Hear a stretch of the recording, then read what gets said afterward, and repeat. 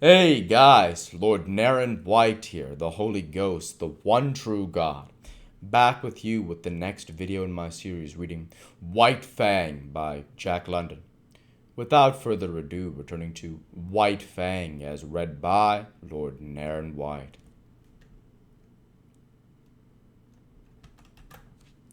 The battle began fairly, but it did not end fairly. There was no telling what the outcome would have been, for the third wolf joined the elder, and together, old leader and young leader, they attacked the ambitious 3-year-old and proceeded to destroy him. He was beset on either side by the merciless fangs of his erstwhile comrades. Forgotten were the days that had hunted together, the game that they had pulled down, the famine they had suffered. That business was a thing of the past. The business of love was at hand. Ever a sterner and crueler business than that of food getting. And in the meanwhile, the she-wolf, the cause of it all, sat down contentedly on her haunches and watched. She was even pleased. This was her day, and it came not often, when manes bristled and fang smote fang, or ripped and tore the yielding flesh, all for the possession of her. And in the business of love, the 3-year-old who had made this his first adventure upon it yielded up his life. On either side of his body stood his two rivals. They were gazing at the she-wolf, who sat smiling in the snow. But the elder leader was wise, very wise in love as in battle. The younger leader turned his head to lick a wound on his shoulder. The curve of his neck was turned toward his rival. With his one eye, the elder saw the opportunity. He darted in low and closed his fangs. It was a long, ripping slash, and deep as well. His teeth, in passing, burst the wall of a great vein of the throat. Then he leaped clear. The young leader snarled terribly, but his snarl broke mid-most into a tickling cough. Bleeding and coughing, already stricken, he sprang at the elder and fought while life faded from him. His legs going weak beneath him, the light of day dulling on his eyes, his blows and springs falling shorter and shorter. And all the while the she-wolf sat on her haunches and smiled. She was made glad in vague ways by the battle.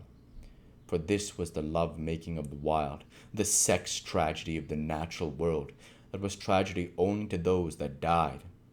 To those that survived it was not tragedy, but realization and achievement. When the young leader lay in the snow and moved no more, One Eye stalked over to the she-wolf. His carriage was one of mingled triumph and caution. He was plainly expectant of a rebuff, and he was just as plainly surprised when her teeth did not flash out at him in anger. For the first time she met him with a kindly manner. She sniffed noses with him, and even condescended to leap about and frisk and play with him in quite puppyish fashion. And he, for all his gray years and sage experience, behaved quite as puppyishly, and even a little more foolishly. Forgotten already were the vanquished rivals and the love tale red written on the snow. Forgotten save once when old One Eye stopped for a moment to lick his stiffening wounds. Then it was that his lips writhed into a snarl, and the hair of his neck and shoulders involuntarily bristled, while he half crouched for a spring, his claws spasmodically clutching into the snow surface for firmer footing. But it was all forgotten the next moment, as he sprang after the she-wolf, who was coyly leading him a chase through the woods. After that, they ran side by side, like good friends who have come to an understanding. The days passed by, and they kept together, hunting their meat and killing it and eating it in common. After a time, the she-wolf began to grow restless. She seemed to be searching for something that she could not find. The hollows under fallen trees seemed to attract her, and she spent much time nosing about among the larger snow-piled crevices, in the rocks and in the caves of overhanging pegs. Old One Eye was not interested at all, but he followed her good-naturedly in her quest, and when her investigations in particular places were unusually protracted, he would lie down and wait until she was ready to go on. They did not regain in one place, but traveled across country, until they regained the Mackenzie River, down which they slowly went, leaving it often to hunt a game along the small streams that entered it, but always returning to it again.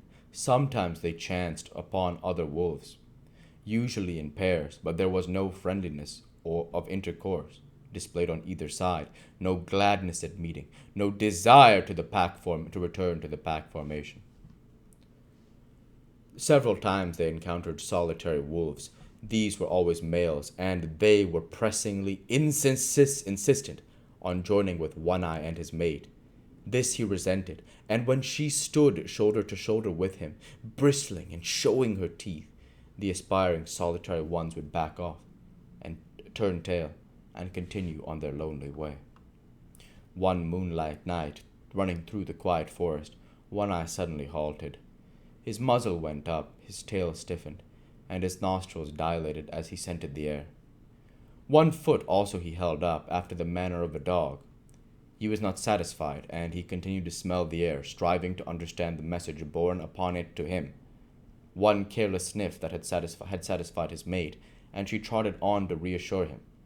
Though he followed her, he was still dubious, and he could not forbear an occasional halt in order more carefully to study the warning. She crept out cautiously on the edge of a large open space in the midst of the trees. For some time she stood alone. Then One Eye, creeping and crawling, every sense on the alert, every hair radiating infinite suspicion, joined her. They stood side by side, watching and listening and smelling. To their ears came the sounds of dogs wrangling and scuffling, the guttural cries of men, the sharper voices of scolding women, and once the shrill and plaintive cry of a child. With the exception of the huge bulks of the skin lodges, little could be seen save the flames of the fire broken by the movements of intervening bodies, and the smoke rising slowly on the quiet air. But to their nostrils came the myriad of smells of an Indian camp, carrying a story that was largely incomprehensible to One Eye, but every detail of which the she-wolf knew. She was strangely stirred, and sniffed with increasing delight. But old One Eye was doubtful. He betrayed his apprehension and started tentatively to go. She turned and touched his neck with her muzzle in a reassuring way, then regarded the camp again. A new wistfulness was in her face, but it was not the wistfulness of hunger. She was thrilling to a desire that urged her to go forward, to be in closer to that fire, to be squabbling with the dogs, and to be avoiding and dodging the stumbling feet of men. One Eye moved impatiently beside her. Her unrest came back upon her, and she knew again her pressing need to find the thing for which she searched. She turned and trotted back into the forest, to the great relief of One Eye, who trotted a little to the fore until they were well within the shelter of the trees. As they slid along, noiseless in shadows in the moonlight, they came upon a runway. Both noses went down to the footprints in the snow. These footprints were very fresh. One Eye ran ahead, cautiously, his mate at his heels. The broad pads of their feet were spread wide, and in contact with the snow were like velvet. One Eye caught sight of a dim movement of white in the midst of the white. His sliding gait had been deceptively swift, but it was as swift as nothing to the speed at which he now ran. Before him he was bounding to the faint patch of white he had discovered. They were running along a narrow an alley flanked on either side by a growth of young spruce. Through the trees the mouth of the alley could be seen, opening out on a moonlit glade. Old One Eye was rapidly overhauling the fleeing shape of white. Bound by bound he gained. Now he was upon it. One leap more and his teeth would be sinking into it. But the leap was never made. High in the air and straight up soared the shape of white, now a struggling snowshoe rabbit that leaped and bounded, executing a fantastic dance there above him in the air, and never once returning to earth. One Eye sprang back with a snort of sudden fright, then shrank down to the snow and crouched, snarling threats at this thing of fear he did not understand. But the she-wolf coolly thrust past him. She poised for a moment, then sprang for the dancing rabbit.